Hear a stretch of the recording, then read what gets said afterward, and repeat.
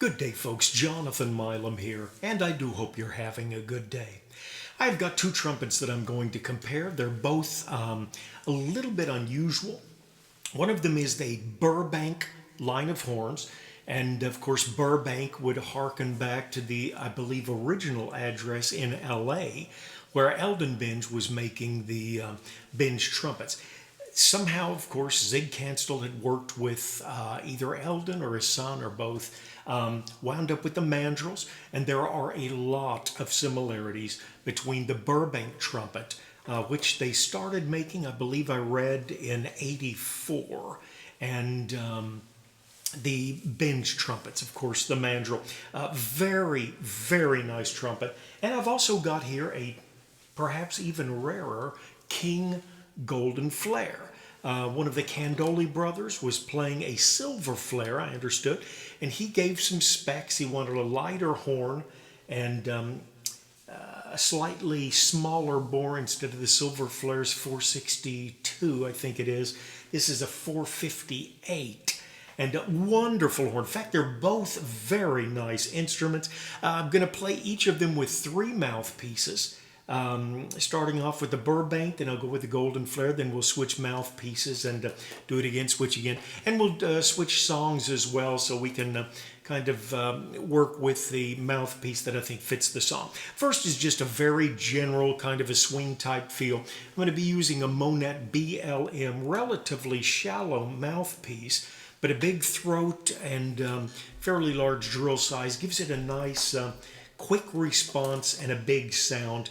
We'll start off, as I mentioned, with the Burbank, and then we'll go to the King Golden Flair, same thing.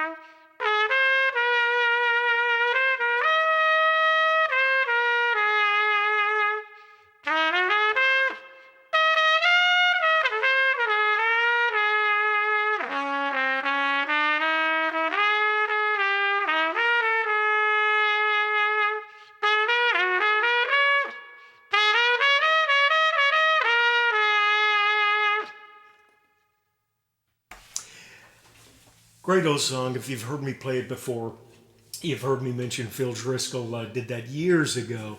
Love the way that transitions up a fourth at the end of each verse. Okay, as I mentioned, that was with the Burbank trumpet. Nice feel to it, quick response, a slightly warmer sound, I think, than what you'll find with the King Golden Flair. The Flair seems to have a little trim or taper up through the valve block. They both have a fairly good sized bell on them towards the Flair, but a little trimmer here seems to be a little more of a penetrating sound. We'll do that same Monette mouthpiece with the King Golden Flair.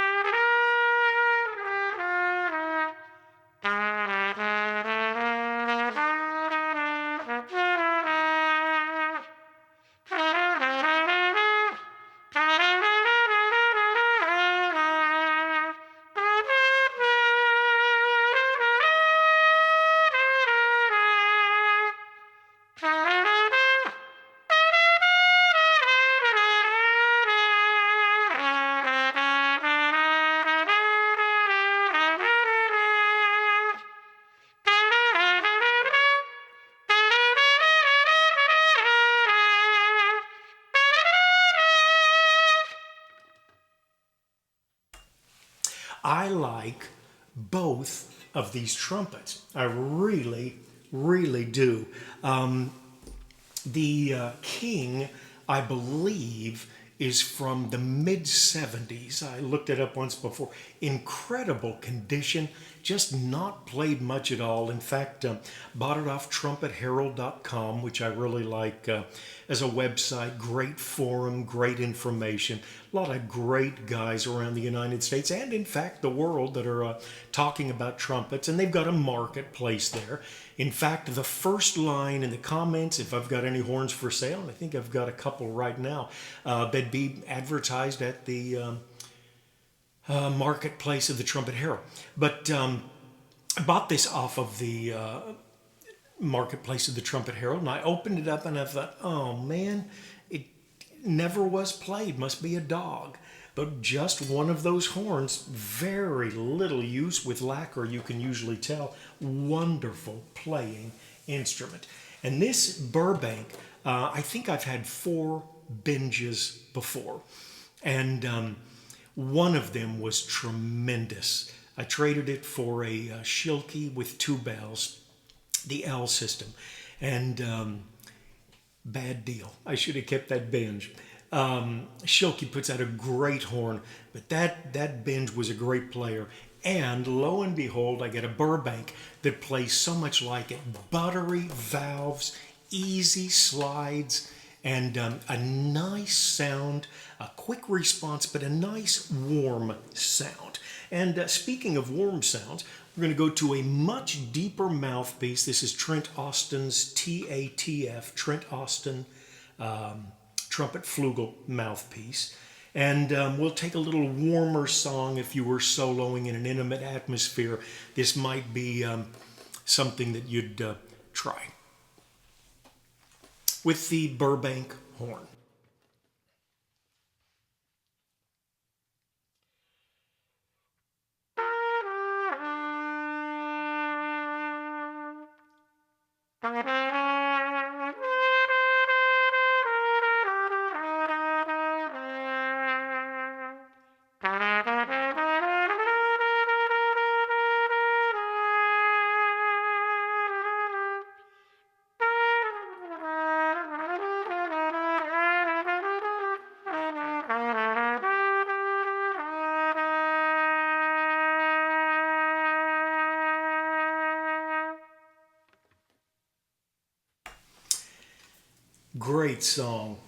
Great song, and great horn. Okay, we'll try that same thing again with the Trent Austin. It's a deep trumpet flugel mouthpiece, but a very livable drill size. We'll try that same song, same mouthpiece with the King Golden Flair.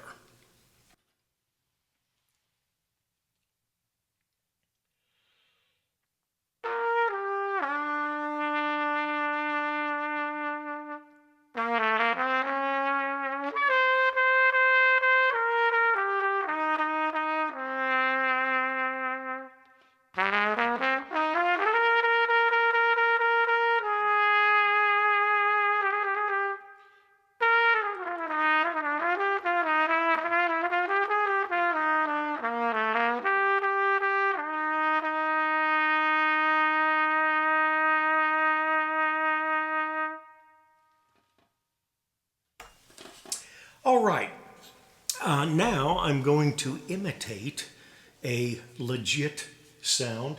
Got a great mouthpiece here. I have to use it last because the rim is just bigger than I like. But it is a Bach Mt Vernon 7C.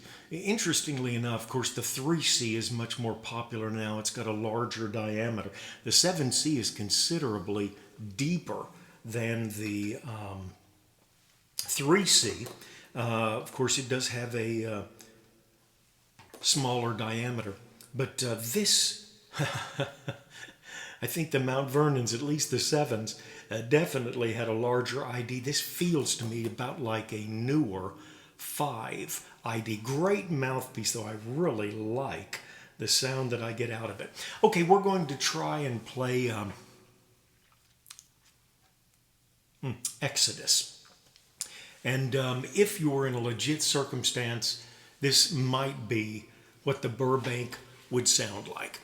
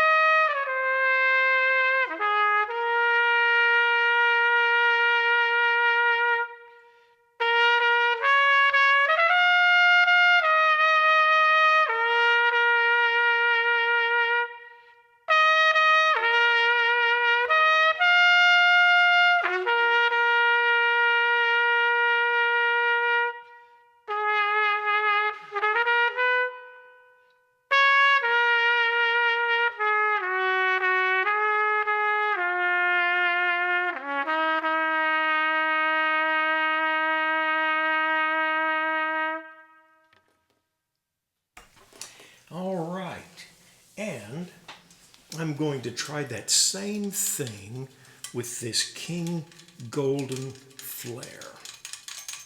I heard a story years ago that, in fact, I thought a guy told me in an email, or perhaps I read it, but he said he was in school with Rafael Mendez's sons, and they were going to do a concert, and Rafael was going to play, and his sons oiled their horns up before the concert, and the third valve was sticking a little bit.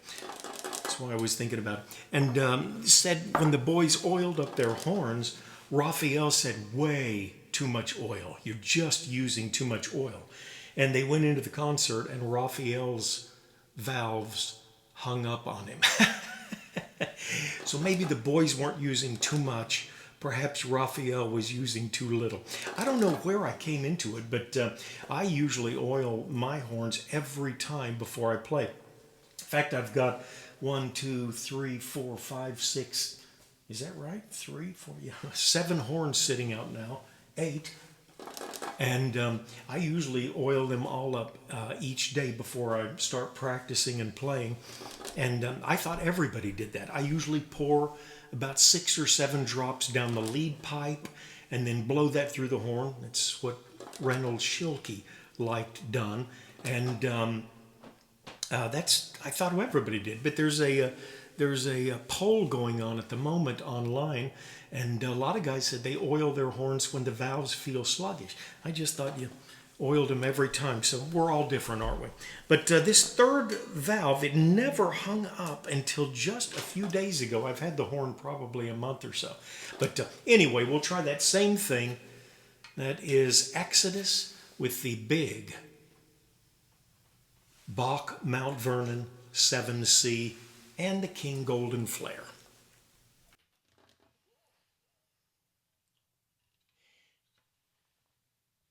I noticed when I got this mouthpiece out tonight, and I hadn't dropped it in a while. In fact, I don't think I've ever dropped it, but it did come in used with another horn.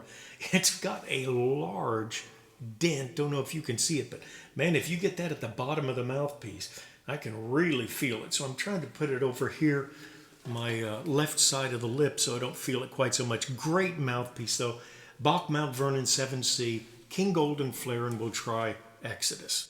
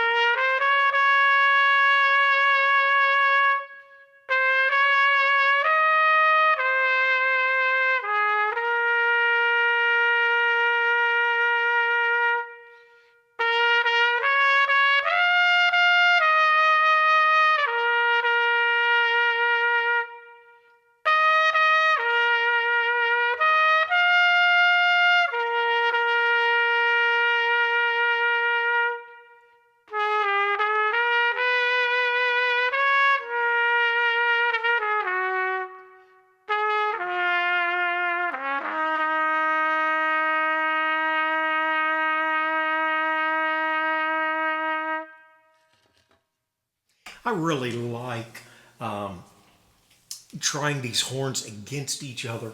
A lot of times I'll listen to it. Of course, I'll listen to it on a cell phone. Then I'll get my computer out, which has certainly got better speakers, and listen to it that way, and try and hear the difference between the horns. It is amazing. It is amazing. Years ago, probably about 2008, I was in Tulsa for a weekend, and I went by the factory where John Duda was making Colicchio trumpets. And I saw a couple of guys in there. They were hammering out the bells. And I was amazed how much force they were putting into that. Big mallets and just beating those bells. It was just unbelievable. And it really impressed upon me how that one horn, even when it's made right next to another one, there is so much physical force in part of the horn making. It dawned on me how each trumpet could be a little different than the last, especially if you have several people that are making the same parts. Fascinating, fascinating. Great trumpets here. The Burbank, which is rare, but I still see them for sale every now and then. If you get a chance, if you get a Burbank that plays like this one, it's a wonderful find. And the King Golden Flair, very rare. In fact, I've been looking for one off and on for several years. Finally ran across one. Wonderful instruments, and wonderful to be able to share them with you. Hope you have a great day, great evening, great week, great weekend, whatever you're facing up to. And as I usually say when closing, do take care of yourself and someone near you.